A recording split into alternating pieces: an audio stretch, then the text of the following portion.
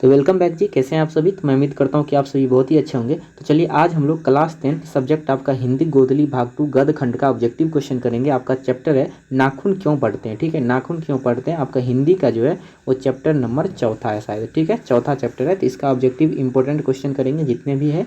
चलिए तो पहला क्वेश्चन यहाँ से शुरू हो रहा है और बताइएगा आप लोग पहला क्वेश्चन कि नाखून क्यों बढ़ते हैं कि निबंधकार कौन है। नाखून क्यों बढ़ते हैं कि निबंधकार कौन है, तो याद रखिएगा आप सभी।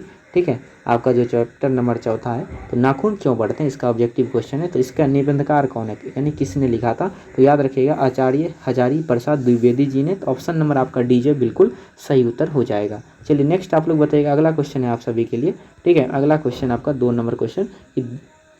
द्विवेदी जी जो थे वो निर्जल है ना, निर्लज अपराधी जो है वो किसे कहा था। ठीक है, निर्लज अपराधी किसे कहा था, तो याद रखिएगा किसे कहा था, नाखून को। ठीक है, ऑप्शन नंबर आपका ए जो है बिल्कुल सही उत्तर है। अगला बताइएगा क्वेश्चन नंबर आपका 3 है कि कामसूत्र जो है वो किसकी रचना है।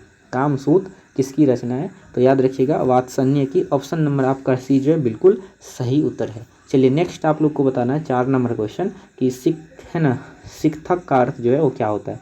शिक्षक का अर्थ क्या होता है। ठीक है, तो आपको याद रखना है शिक्षक का अर्थ क्या होता है, तो मोम होता है। ऑप्शन नंबर आपका डी जो है बिल्कुल सही उत्तर है। ठीक है ना। चलिए जी, तो यहाँ से आपका क्वेश्चन नंबर क्या हो जाएगा, तो ये क्वेश्चन आपने पढ़ा था क्या। चलिए शिक्षक का अर्थ क्या होता था, 4 नंबर क्वेश्चन बताइएगा। ठीक है, शिक्षक का अर्थ क्या होता है, तो मोम होता है। ठीक है, याद रखना मोम होता है। चलिए 5 नंबर क्वेश्चन बताइएगा कि महाभारत क्या है। ठीक है, महाभारत क्या है, तो याद रखिएगा महाभारत जो है एक पुराण है। ऑप्शन नंबर आपका डी जो बिल्कुल सही उत्तर है। नेक्स्ट आप लोग बताइएगा, अगला क्वेश्चन है कि किस देश के लोग जो है वो बड़े बड़े नख पसंद करते थे। किस देश के लोग बड़े बड़े नख पसंद करते थे, तो याद रखिएगा किस देश के जी। ठीक है, तो गौड़ देश के। ऑप्शन नंबर आपका ए जो है बिल्कुल सही उत्तर हो जाएगा। चलिए नेक्स्ट आप लोग बताइएगा क्वेश्चन नंबर आपका 7 है कि कौन जो है वो छोटे छोटे नख को पसंद करते थे। कौन छोटे छोटे नख को पसंद करते थे, तो याद रखिएगा ऑप्शन नंबर आपका ए जो बिल्कुल सही उत्तर हो जाएगा, दक्षिणियात। याद रखिएगा कौन छोटे छोटे नख को पसंद करते थे, तो दक्षिणियात। ऑप्शन नंबर आपका ए जो है बिल्कुल सही उत्तर है। नेक्स्ट आप लोग बताइएगा, अगला क्वेश्चन है कि हजारी प्रसाद द्विवेदी जी का जन्म जो है वो कहाँ हुआ था, सॉरी कब हुआ था। ठीक है, तो याद रखिएगा कब हुआ था जी, तो 1907 ईस्वी में। ऑप्शन नंबर आपका बी जो है बिल्कुल सही उत्तर हो जाएगा। नेक्स्ट आप लोग बताइएगा, अगला क्वेश्चन है कि हजारी प्रसाद द्विवेदी जी का जन्म जो है वो कहाँ पर हुआ था। हजारी प्रसाद द्विवेदी जी का जन्म कहाँ पे हुआ था।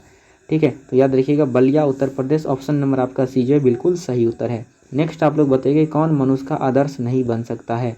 कौन मनुष्य का जो है आदर्श नहीं बन सकता है, तो ऑप्शन नंबर आपका बी जो है बिल्कुल सही उत्तर हो जाएगा, बंदरिया। ठीक है, नेक्स्ट आप लोग बताइएगा, अगला क्वेश्चन है आपका कि देवताओं का राजा किन्हें संबोधित किया जाता है। देवताओं का राजा जो है वो किन्हें संबोधित किया जाता है ना, आप सभी को पता होगा इंद्र को। ऑप्शन नंबर आपका सी जो है बिल्कुल सही उत्तर है। नेक्स्ट आप लोग बताइएगा कि नख किसका प्रतीक है। नख जो है वो किसका प्रतीक है, याद रखिएगा पशुता का। ऑप्शन नंबर आपका बी जो है बिल्कुल सही उत्तर हो जाएगा। चलिए नेक्स्ट आप लोग बताइएगा, अगला क्वेश्चन है कि पृथ्वी राज रासो किसका संपादन है। पृथ्वी राज रासो किसका संपादन है। ठीक है, तो याद रखिएगा आप सभी हजारी प्रसाद द्विवेदी का। ऑप्शन नंबर आपका ए जो है बिल्कुल सही उत्तर है।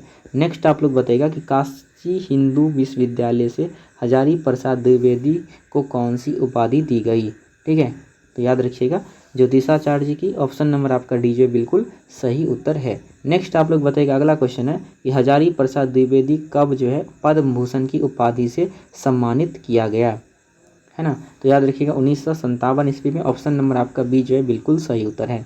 नेक्स्ट आप लोग बताइएगा, अगला क्वेश्चन है कि अशोक के फूल की रचना है। अशोक के फूल की रचना है। ठीक है, अशोक के फूल की रचना क्या है, हजारी प्रसाद द्विवेदी। ऑप्शन नंबर है ना, इनकी रचना है तो हजारी प्रसाद द्विवेदी जी की याद रखिएगा।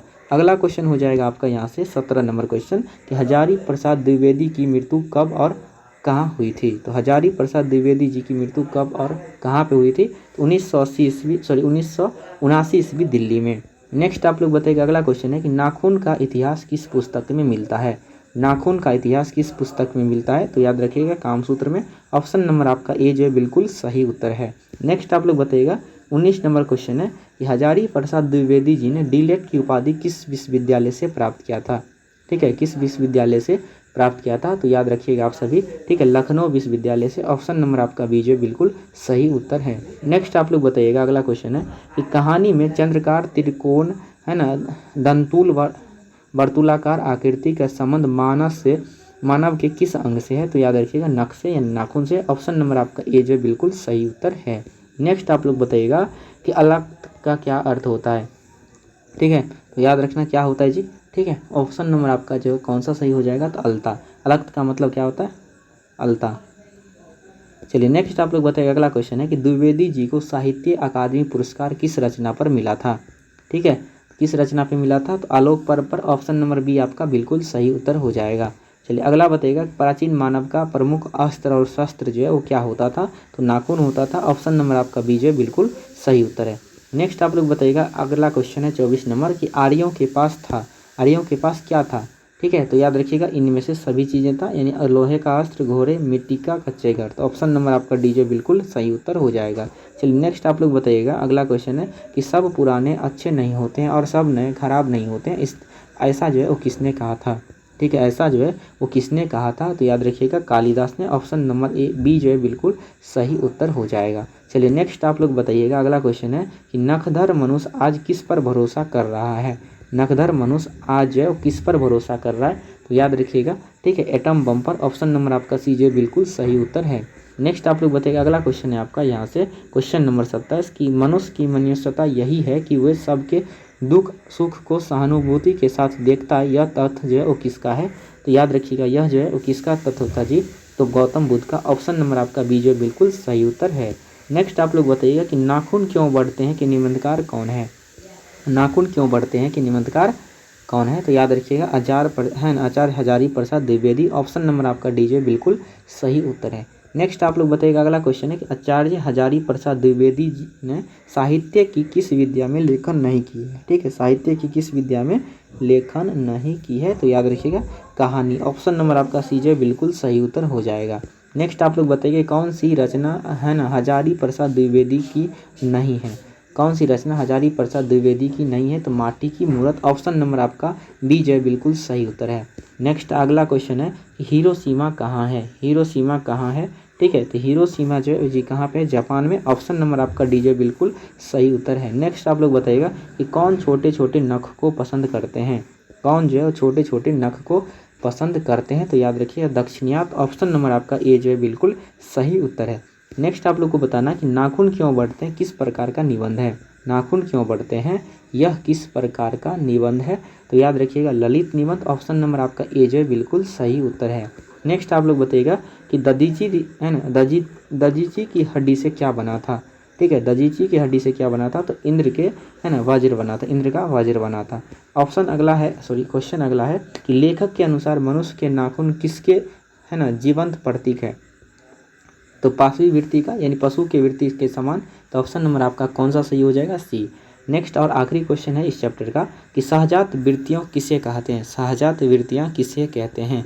ठीक है, तो याद रखिएगा जी अनजान स्मृतियों को। ऑप्शन नंबर आपका बी जो बिल्कुल सही उत्तर हो जाएगा। और इसी के साथ ये चैप्टर जो है वो समाप्त होता है। जितने भी ऑब्जेक्टिव क्वेश्चन आप सभी को मैंने कराया है यहाँ पे वो काफ़ी भी आया है, इंपॉर्टेंट है क्वेश्चन है। ठीक है, इंपॉर्टेंट है जी, याद रखिएगा। ठीक है, तो बताइएगा आप लोग जो अगर आपने कहानी पढ़ा था तो 36 में आपने कितना स्कोर किया? और कोई बात नहीं, अगर आपने पहली बार पढ़ा तो सीखने के लिए आपके लिए बेस्ट है। ठीक है, चलिए, तो अगर आपको वीडियो अच्छी लगी हो तो कृपया आप वीडियो को लाइक करें और दोस्तों के साथ जो है वो शेयर जरूर करिएगा। चैनल पे नए आए तो कृपया आप लोग सब्सक्राइब जरूर कर लीजिए। ठीक है, PDF नोट के लिए आप लोग डिस्क्रिप्शन में लिंक मिल जाएगा, टेलीग्राम और व्हाट्सएप ग्रुप का ज्वाइन कर सकते हैं। ठीक है, चलिए।